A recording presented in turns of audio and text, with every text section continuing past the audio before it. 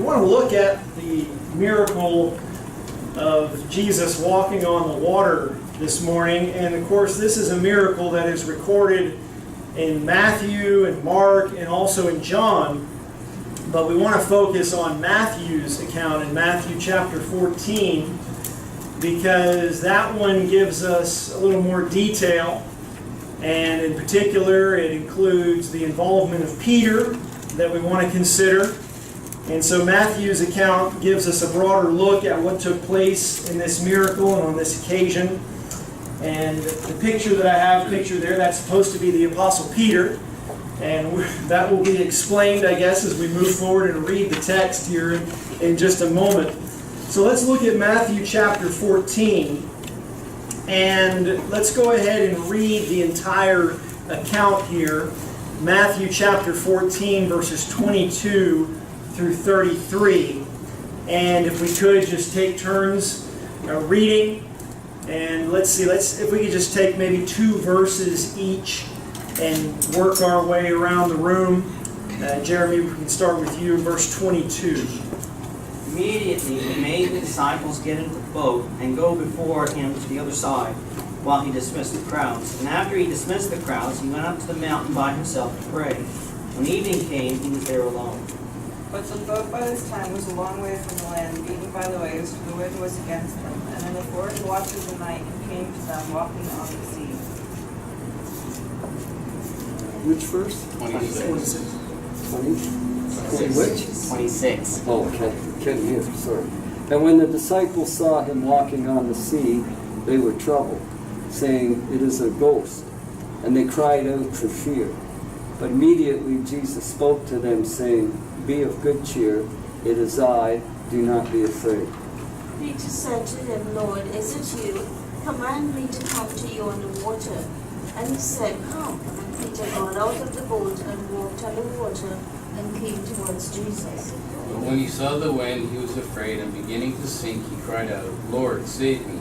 Jesus immediately reached out his hand and took a hold of him, saying, "O you of little faith, why do you doubt?" And when they got into the boat, the wind ceased.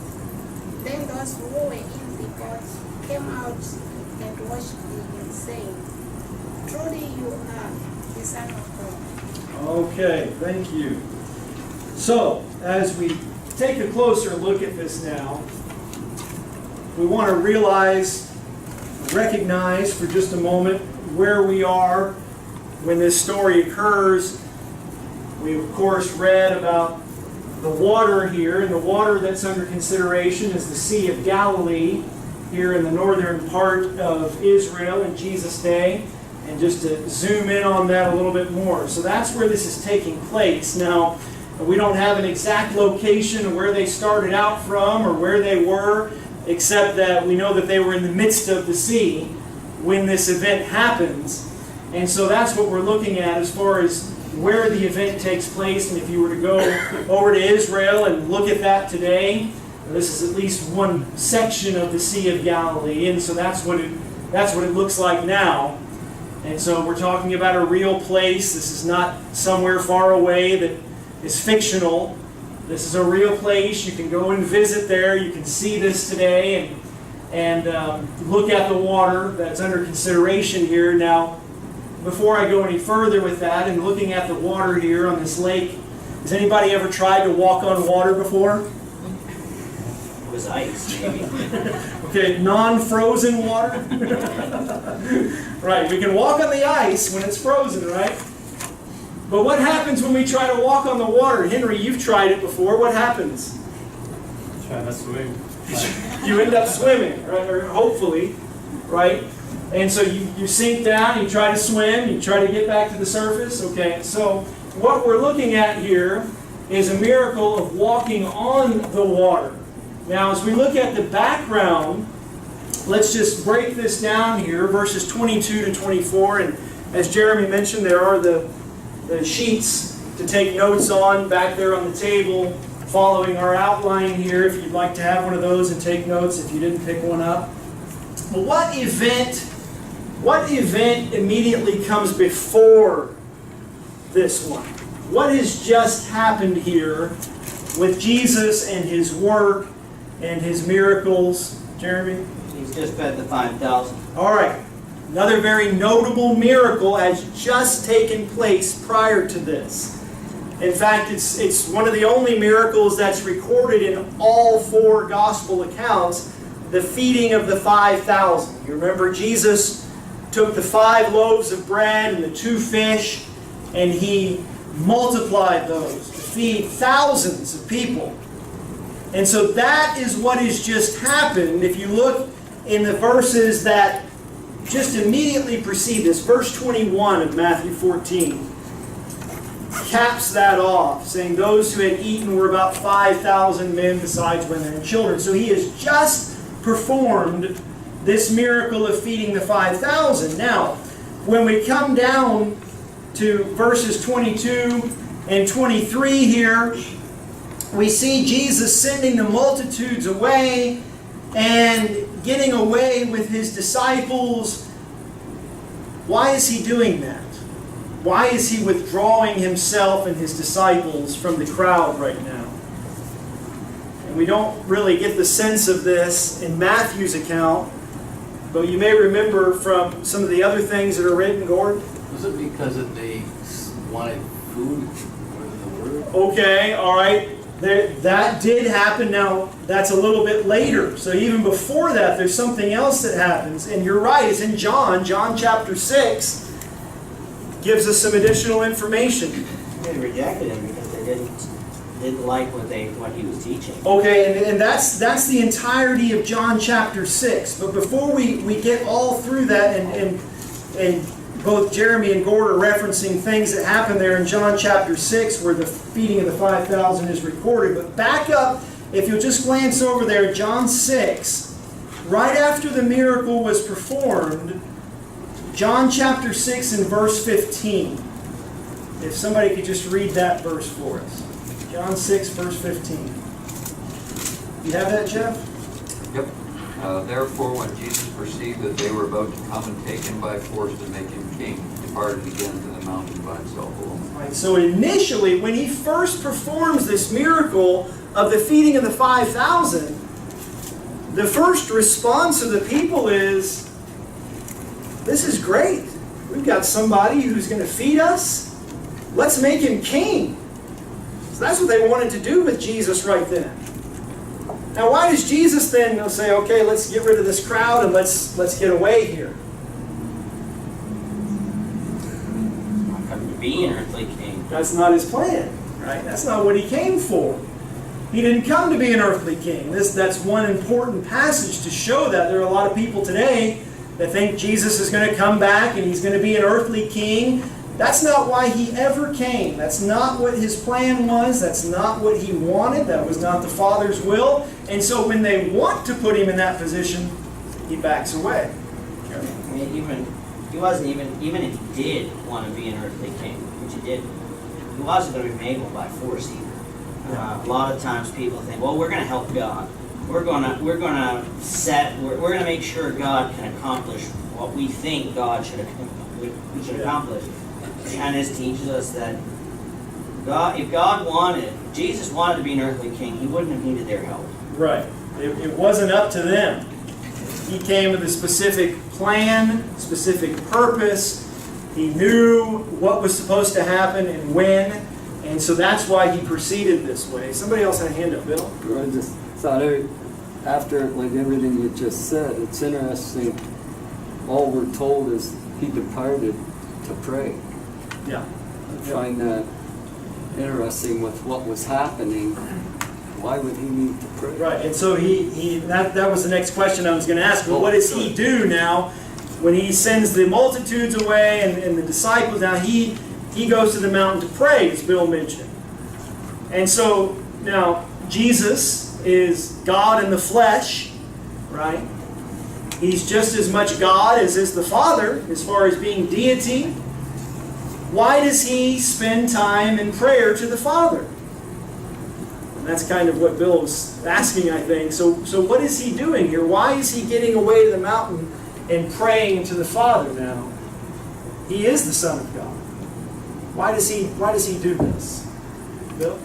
Well, I thought of an example to me. If I'm being asked to be king, wow, that's pretty nice venture. But along with that might come pride and everything else. So for me, I see where a decision like that, I need to pray. Okay, so there's one key thing that all these things that Jesus did are an example for us. And here you've got a serious situation, and it's time to pray about this. And as Bill mentioned, all the different things that could go through your mind. This is what you need to do. You need to get away and you need to pray at this time. Okay? And it was just time to talk to the Father. That's what prayer is. Okay. And we had discussed this last week, but it is a time, like I said, Paul says for us to pray without ceasing.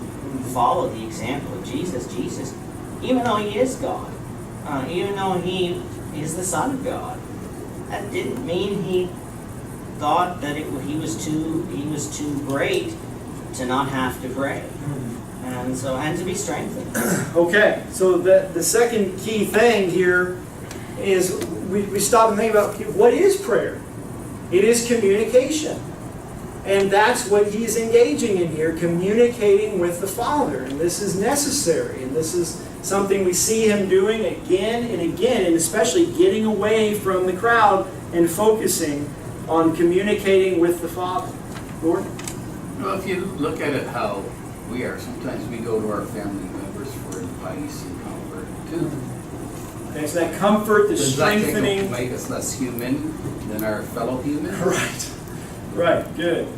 And so that's what we see him doing here, as we see so many times. Now, all right, so to just look at that first section there. Now, while he's over on the mountain praying, okay, and now it's evening, it's night, and now what condition are the disciples in at this point? Verse 24. What's their situation now? Very perilous. The Sea of Galilee is known for its storms. Okay. And it was not nice being out there. All right, so we just looked at a beautiful, calm picture of the Sea of Galilee on a sunny day. Okay, so now we have to try to picture this. It's night. It's not a beautiful sunny day. It's not a calm lake.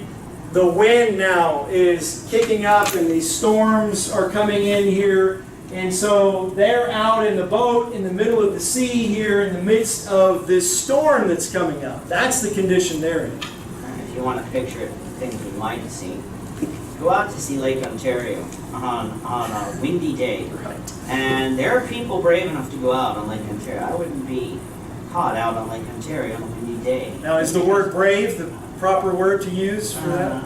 Yeah, I'm not brave enough now. I don't like going out on water anyway, but... So, very perilous situation here. And, of course, they don't have a motor on their boat. They're driven by the wind. And so they're at the mercy of the sea here. And now, why does that matter in verse 24? That they're in the middle of the sea, they're tossed by the waves, the wind is contrary. Why do those details matter here? We need to know what situation they are in, Okay. how bad it is, and what's going to happen. Okay, so Place. we're seeing here the stage is being set for this miracle. They're not just right there by the shore at the dock when Jesus is going to come to them here. They're out in the middle of the sea and bad things are happening. And it's not just this calm sea that Peter gets out on. People Right. think, oh, well, he was walking and, well, there might have been rocks or something that he could have walked on, or to try to discount the miracle.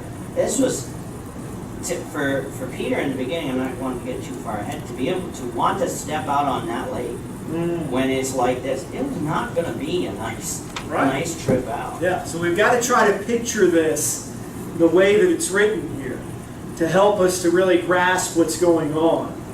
Now, as we move forward into the next few verses here and look at the actual performance of the miracle, as it's written in verses 25 to 27. Okay, picking up here in verse 25, what time of the night is it now when Jesus begins to go out and walk on the sea? What time of the night is it? Is it early morning? Okay. 3 to 6. What is it? Morning, about 3 to 6. Okay, so and depending on what version you're reading, I've got the New King James, and it says it's the 4th watch of the night. Okay, and we don't really speak that way or use that kind of method of reckoning time, but the 4th watch of the night was around 3 a.m. or in the hours following that. So it's late, right in the dead of night, 3 a.m., dark, and just really the middle of the night as you would think about it. And so as we look at what's happening here in verse 25, what is so impressive about this miracle?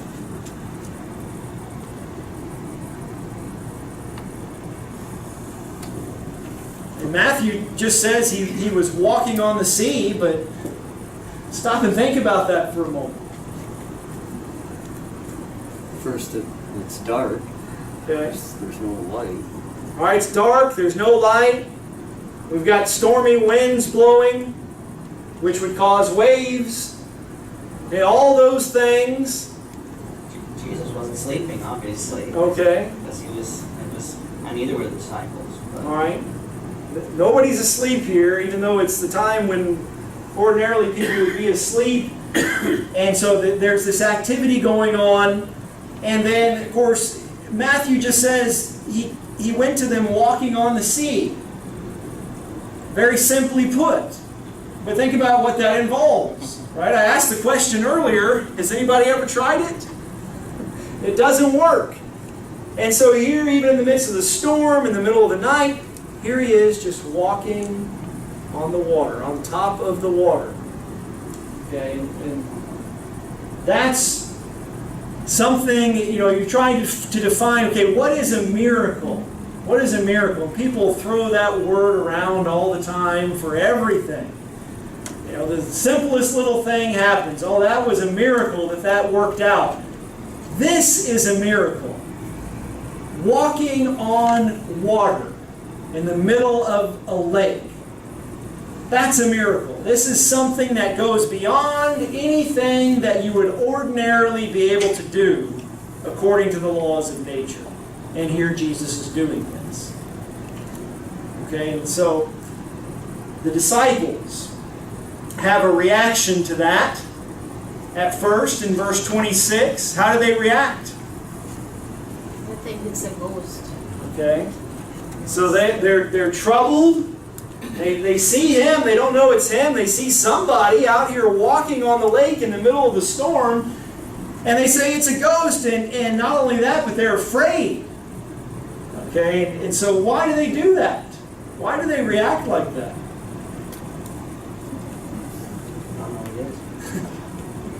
Yeah, they don't know what's going on, Bill. Well, I just wonder, in the very beginning, they're already freaked out. If you're out on a lake being tossed around, Yeah. like within yourself you're not a fish. So you are so close to death.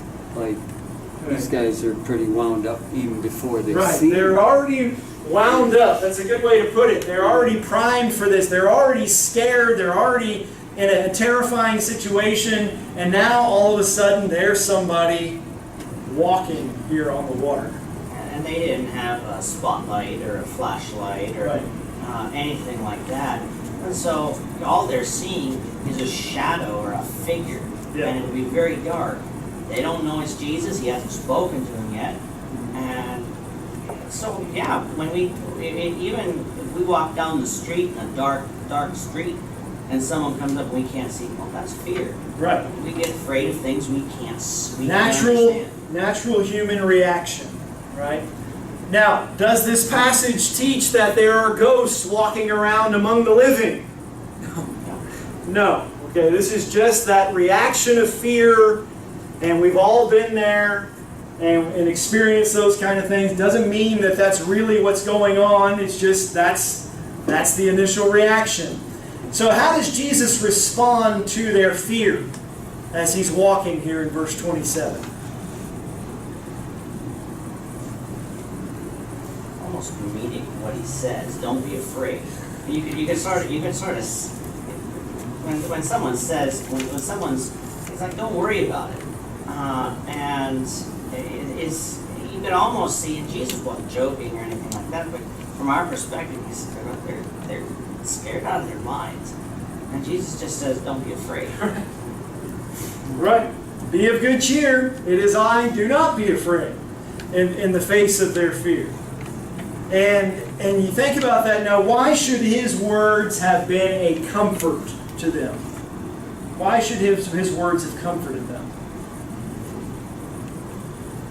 Bill? Well, just the fact that he said it is I. Yeah.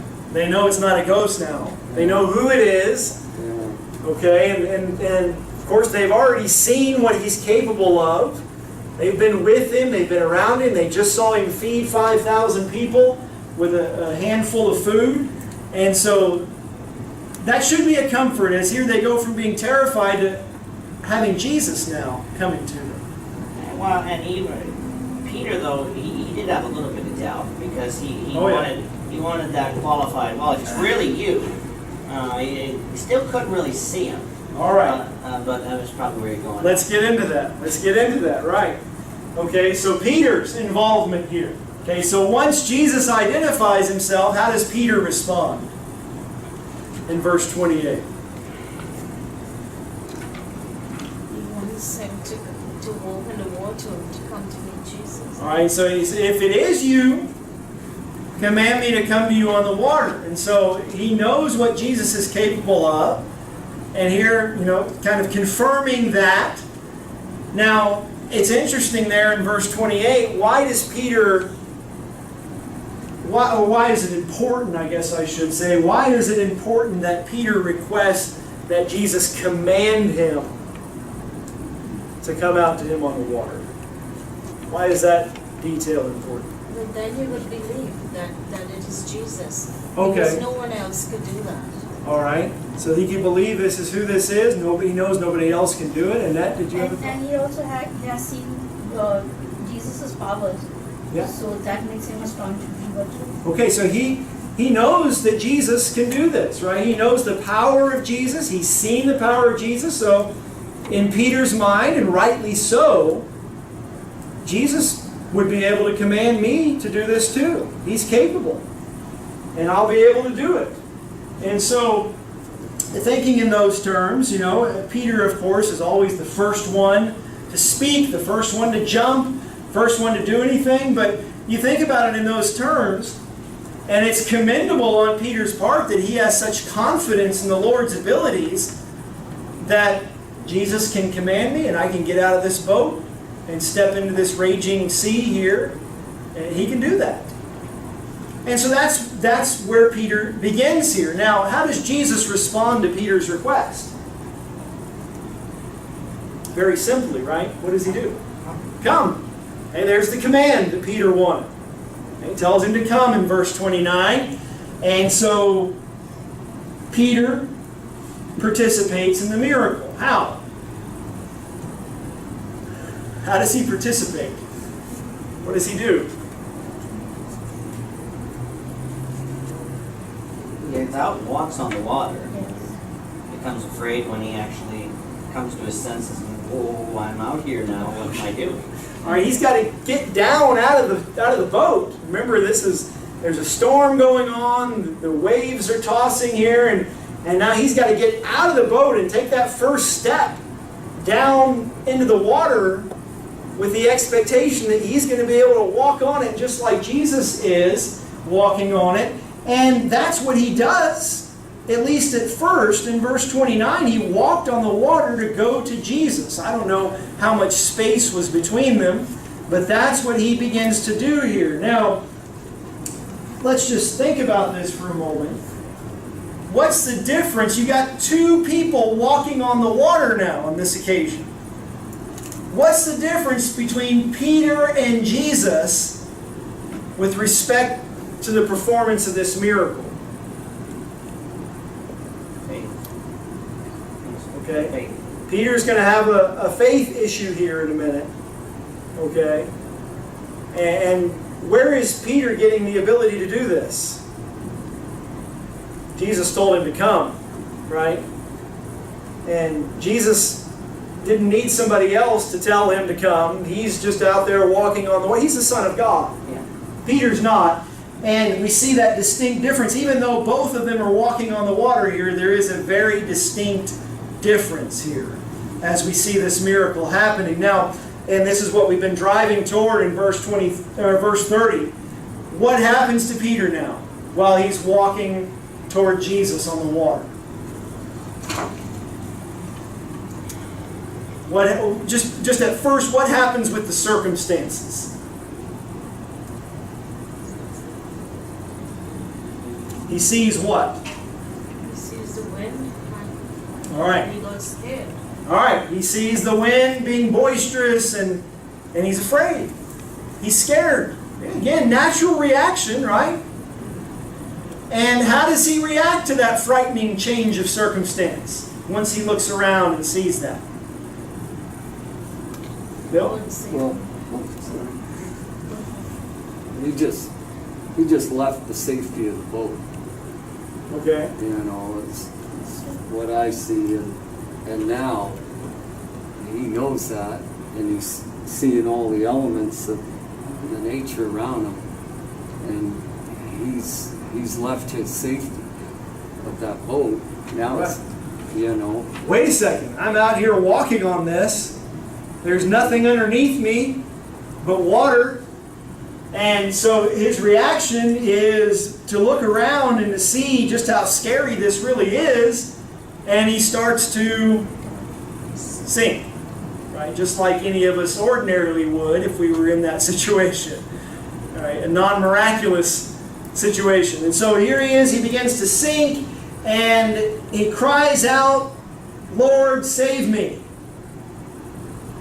Now, there's two ways that Jesus responds to that in verse 31. What's the first thing he does? Picks him up. Okay, he reaches out and saves him from drowning. Right? So he reaches out and he stretches out his hand and catches him. That's the first way that Jesus reacts. What's the second way he reacts to Peter's cry for help? He said that he doubted him. Okay. Oh, you of little faith. Why did you doubt? Okay. And so when we look at that there in verse 31, why was Peter not able to continue walking on the water? Lack of faith. It's a matter of walking by faith, walking by sight. Okay, And good. it was not walking by faith. And when Peter saw the wind, walking by sight, Okay. so he doubted. Very good. 2 Corinthians chapter 5, verse 7, Paul says we walk by faith, not by sight. Okay, so as long as Peter was walking by faith and knowing Jesus, he can make me walk on the water, that's okay, he would have been all right. But once he started walking by sight, looking and seeing the wind and the waves and the storm, that's when the doubt came in. And that's when he started to sink. Okay, we'll talk about that more and why that's important and how that can apply to us here as we go on. And of course, that's what we want to see in this. What happened to Peter? Why did that happen? What can we learn from that for ourselves? And that's what we want to think about. Walking by faith and not just walking by sight. Now, before we delve into that more deeply, let's go ahead and look at the outcome of the miracle here in verses 32 and 33. Now, verse 32, what happens as soon as Jesus enters the boat with Peter? Okay, the wind ceased. Right, all of a sudden it's calm. Why is that important? Or why is that significant? What is that showing us? Jesus is in control. Who's in control, right? Jesus is in control. Right? So as soon as this is over, now they're in the boat, no more storm. Okay, so again, he is in control here of the situation. The disciples were out here in the middle of the sea.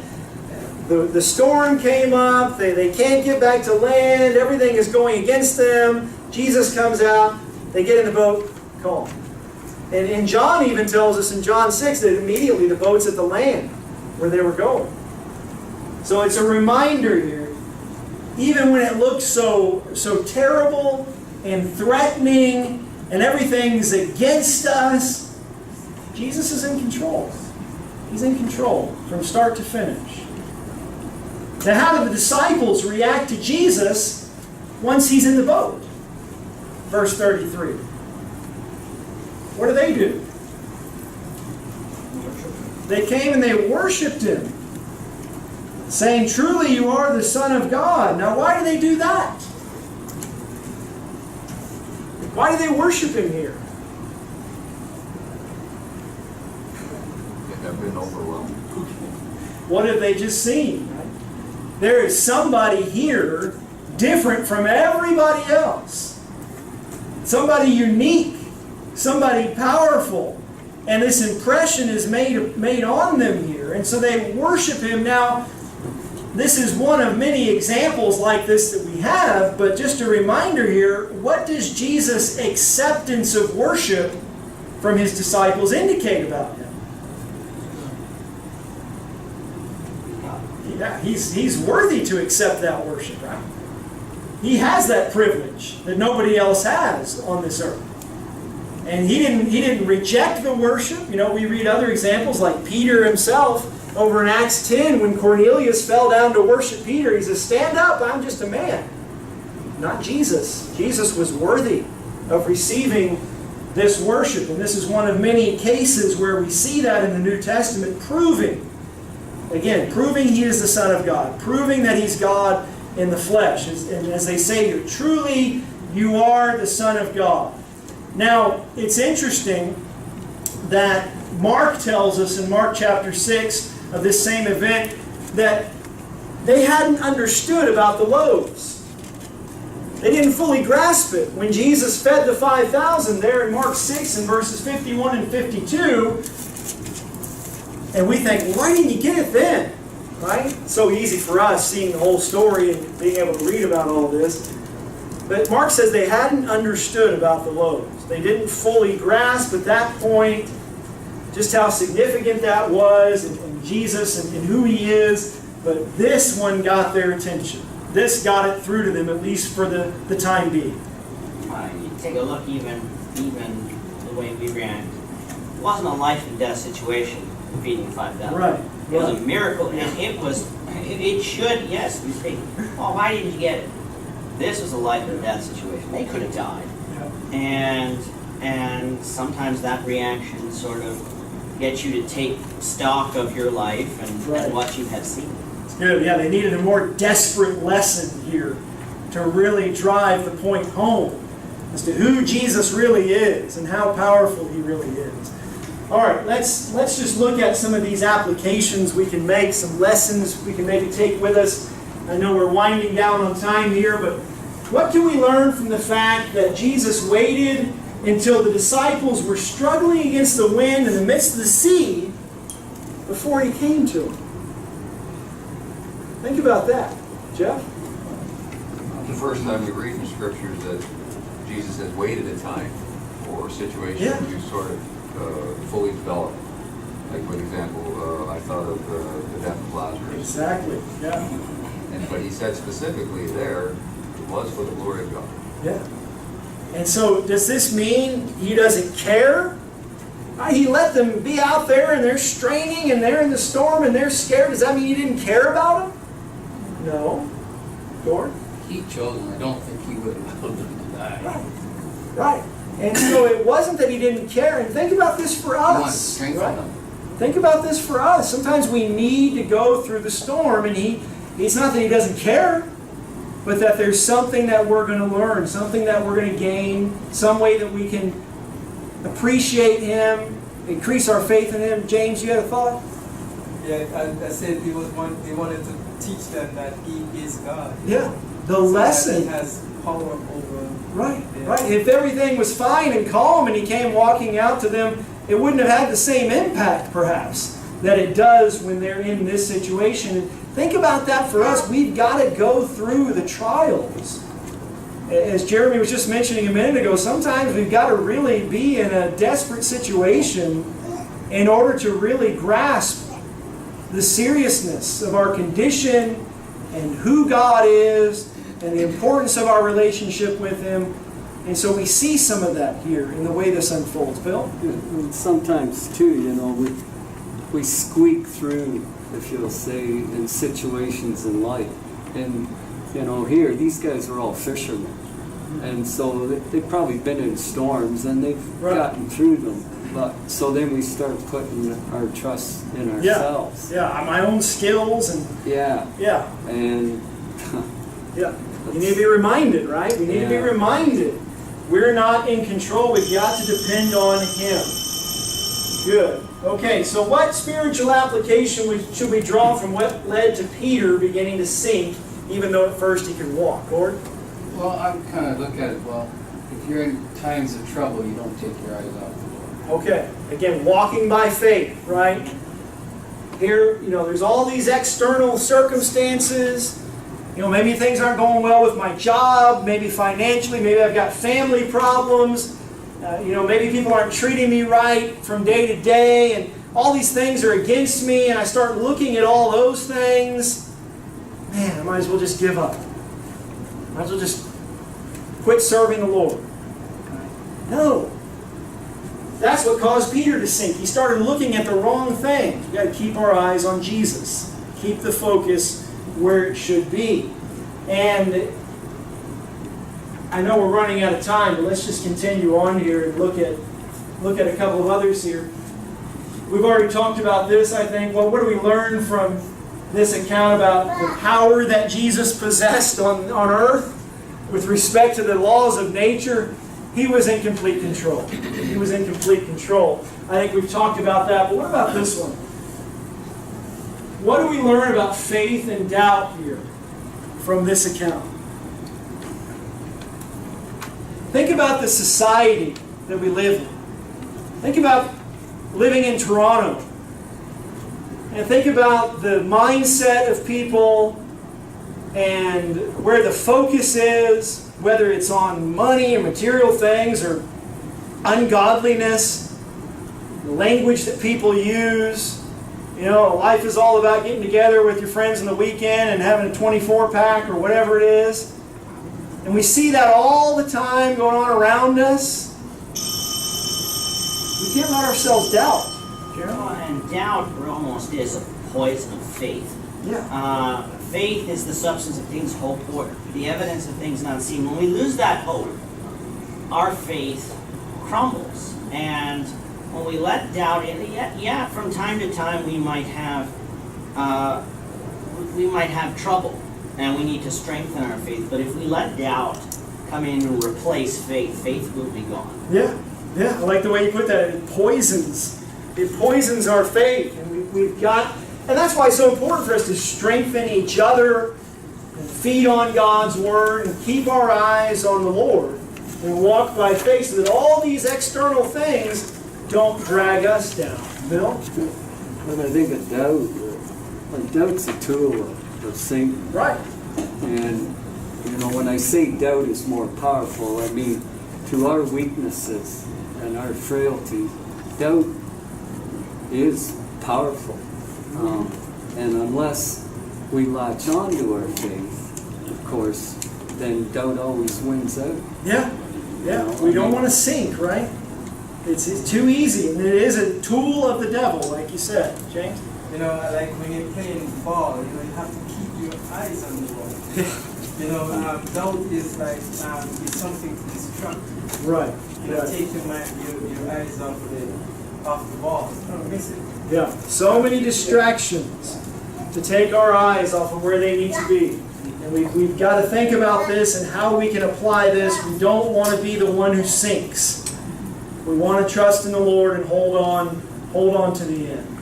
I think we're out of time. That was the second bell. Thank you for your attention. I appreciate all the good discussion this morning. I've enjoyed being able to be with you and engage in this study.